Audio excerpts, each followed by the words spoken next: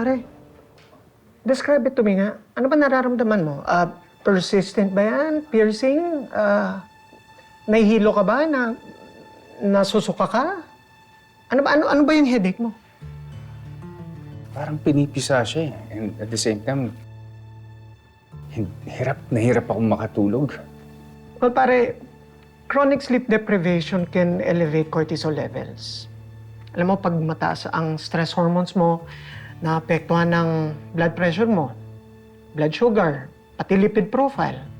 Alam mo, mas mabuti pa, magpa-CBC ka na muna, tsaka fasting blood sugar, pati na rin lipid profile. Rule out na muna natin yung physiological cause. Sa totoo lang, lagi ako nananaginip eh. Tungkol kay Rosel. Kagabi lang eh. Napanaginip ako si Rosel. Pero hindi maganda yung panaginip ko. Tinulak niya ako sa bangin. Dok, kitang-kita ko sa mata niya. Galit na galit siya sa akin. Actually, pare, alam mo, ako din. Whenever I scrub in, naaalala ko. Professional detachment only goes so far. Inuusig na rin ako ng konsensya ko, pare. Alam mo, Dok, hindi na ata tayong matatahimik na to.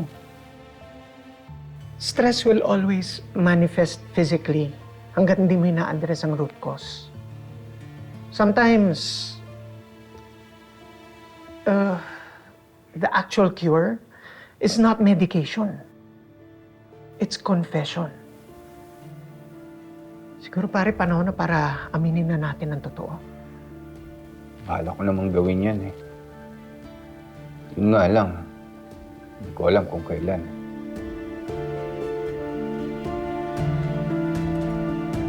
Doc Salvio?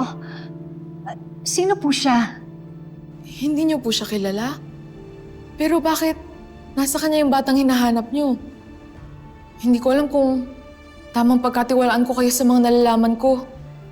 Narcelia, hindi po ako masamang tao. Gusto ko lang po malaman kung nasaan po yung anak ko. Totoo po yun, Narcelia. Hindi po masamang tao si Rosel. Alam niyo po ba kung saan namin siya pwedeng puntahan? Gusto ko lang po siyang makausap. Narcelia, maawa na po kayo sa akin. Gusto ko na po talaga makita yung anak ko. Kailangan ako ng anak ko. Maawa na kayo sa akin, please.